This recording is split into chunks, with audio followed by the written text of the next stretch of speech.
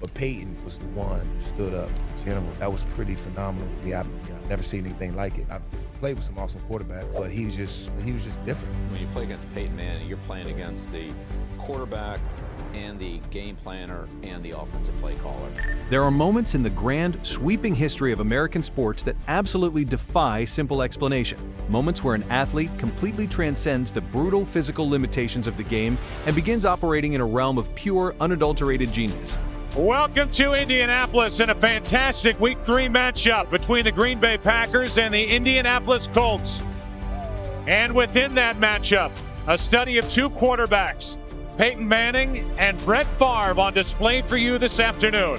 If you want to understand why Peyton Manning is universally recognized, not just as a great quarterback, but as the smartest human being to ever touch a pigskin, you must look far beyond the physical metrics of height, weight, and arm strength. His unrivaled intellect stemmed from a terrifying photographic memory, seamlessly combined with a supercomputer processing speed that seemed almost alien. He could recall a defensive coordinator's obscure exotic blitz package from a random Tuesday film session 3 years prior, recognize its subtle fingerprint forming in real time amidst the chaos of the line of scrimmage, and completely dismantle it before the play clock ever hit zero. He essentially rendered opposing coaches completely obsolete, acting as his own master offensive coordinator right there on the painted turf. And if you are looking for the absolute zenith of this mental superiority, the definitive, undeniable answer to why the September 26, 2004 matchup against the Green Bay Packers is the undisputed crown jewel of Peyton Manning's Hall of Fame career. It is because this game was the ultimate, terrifying synthesis of his physical prime and his unparalleled football IQ.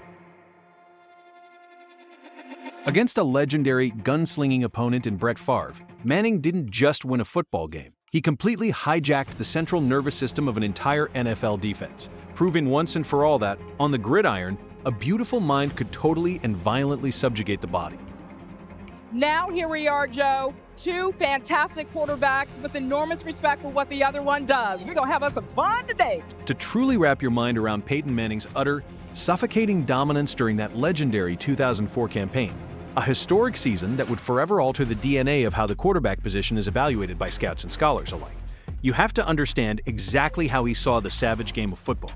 We aren't just talking about possessing a bazooka for a right arm or demonstrating textbook, picturesque throwing mechanics that high school coaches preach in the summer heat. We are talking about his unparalleled, hyper-accelerated processing speed, an elite mental acuity, and a panoramic player sight that elevated him to a plane of existence no defensive coordinator could ever hope to scheme against. Before the football was ever snapped into his waiting hands by his trusted center, Jeff Saturday Manning was already playing a high-stakes game of three-dimensional chess, while 11 terrified opposing defenders were helplessly stuck playing a child's game of checkers. Watching him approach the line of scrimmage was like watching a brilliant, manic conductor frantically tune a chaotic symphony orchestra mere seconds before the heavy velvet curtain rises. It was a mesmerizing, theatrical whirlwind of pointing fingers, waving arms, stomping cleats, and barking a secret, rapidly encoded language of dummy calls, fake snap counts, and live audibles. But make no mistake, this was never just for show. Behind the steel bars of his face mask, his eyes were scanning like military radar. He was actively hunting the middle linebacker, completely decoding the physical leverage of every single cornerback, and precisely measuring the exact depth, angle, and intent of the deep safeties. He did not just read defenses, he diagnosed them like a master surgeon, treating every complex defensive formation as a mathematical equation that he had already solved in the dark isolation of the film room. If the Green Bay defense crept up to the line, showing a heavy, aggressive blitz package threatening to overwhelm the offensive line and crush the pocket, Manning's internal processor fired with the speed of a fiber optic cable. He would calmly, almost casually, check his offense into a hot, quick-release route, intentionally and violently throwing the football right into the bleeding, empty void left by those blitzing linebackers, punishing them instantly for their manufactured aggression.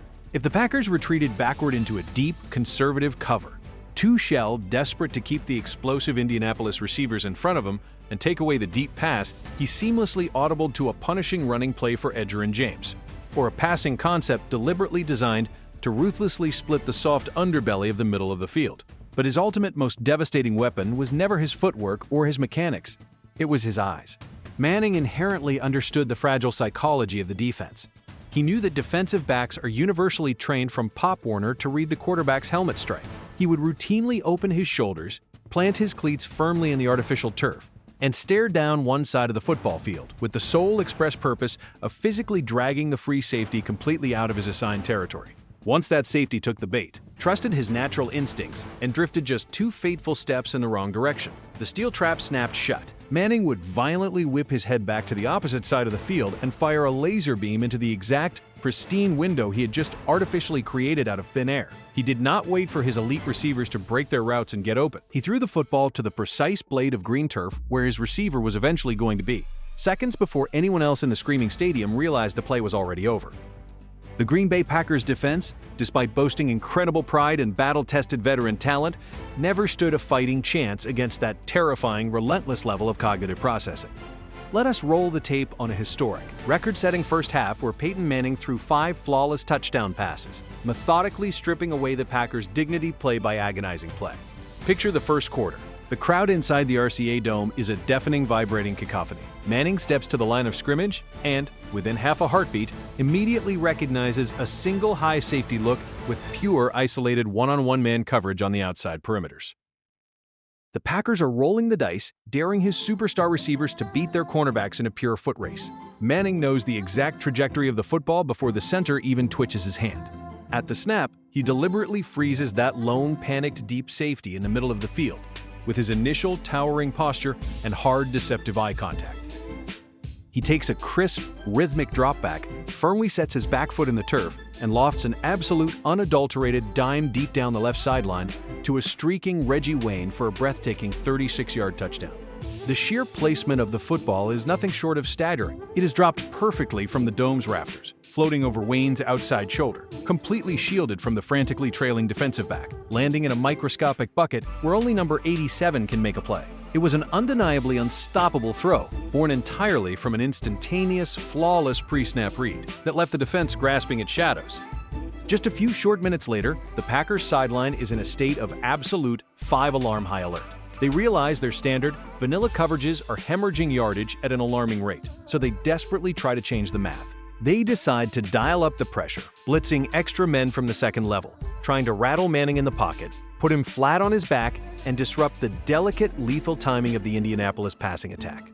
But watch the pristine, fearless release on his 28-yard touchdown pass to Marvin Harrison. Manning stands incredibly tall and completely unfazed in the face of an impending, violent pass rush bearing down on his blind side. He knows he is about to take a heavy, bone-rattling hit from a 300-pound lineman, but his eyes never drop to the rush. He lets the football go exactly as Harrison begins to make his sharp, sudden route break at the very top of his stem. This is the absolute definition of pure, unadulterated anticipation. Manning reads the cornerback's hips flipping in the wrong direction, completely trusts his Hall of Fame receiver to win the battle of physical leverage, and fires the football blindly into a designated pocket of empty space, before Harrison has even turned his head around to locate the pass. It was a telepathic, unspoken connection, a silent, deadly language forged through thousands upon thousands of lonely hours of grueling off-season practice in the suffocating summer heat, that left the Green Bay defense looking completely and utterly helpless. By this point in the blistering first half, a quiet, creeping panic is setting in across the entirety of the Green Bay secondary. They are bleeding points, and the dam is breaking. Out of pure, desperate survival instinct, they start aggressively bracketing Reggie Wayne and Marvin Harrison on the outside, dedicating extra men, rolling their safeties, and deploying double teams to the sidelines, practically begging for someone, anyone else, on the Colts roster to step up and beat them. But Peyton Manning sees the entire board from a godlike, bird's-eye view. He knows the basic, undeniable, unyielding geometry of gridiron football. If you stretch your defense out like a taut rubber band to the painted white sidelines to stop the perimeter superstars, you must mathematically surrender the soft, vulnerable middle of the field. Enter Brandon Stokley, operating with lethal, silent efficiency from the inside slot receiver position. Manning takes the snap, deliberately and dramatically looks off his primary reads on the outside to keep those Green Bay safeties pinned against the boundaries. Recognizes that the middle linebackers are stretched incredibly thin trying to cover far too much green grass, and fires a 34-yard laser directly down the seam. Stokley catches it perfectly in stride, never breaking his fluid gait, crossing the goal line untouched for Manning's third passing touchdown of the first quarter alone. The route was a masterpiece. The read was a revelation. Moving into the second quarter, the Packers' defense is reeling, physically exhausted, and visibly confused, their hands resting heavily on their hips as they gasp for dome-conditioned air. Manning, smelling blood in the water like a great white shark, goes right back to the exact same well. He expertly exploits the identical structural flaw in the Packers' panicked zone coverage adjustments, finding Stokley once again for a devastating 27-yard touchdown strike. But the physical mechanics, the touch, and the trajectory of this throw are entirely beautifully different from the last. It is not a laser beamed on a rope. It is a masterfully layered, delicate pass. The Packers are playing cover, too, forcing Manning to throw into the absolute tightest, most unforgiving window in professional football. He floats the football with pinpoint, maddening accuracy right over the outstretched, desperate fingertips of the leaping underneath linebackers, giving it just enough air to clear their helmets, but dipping it down sharply enough to beat the deep safeties who are frantically sprinting over to make a play. It is the perfect touch pass, dropped directly into the turkey hole, that impossibly tight, deeply vulnerable soft spot along the sideline trapped between two converging zones.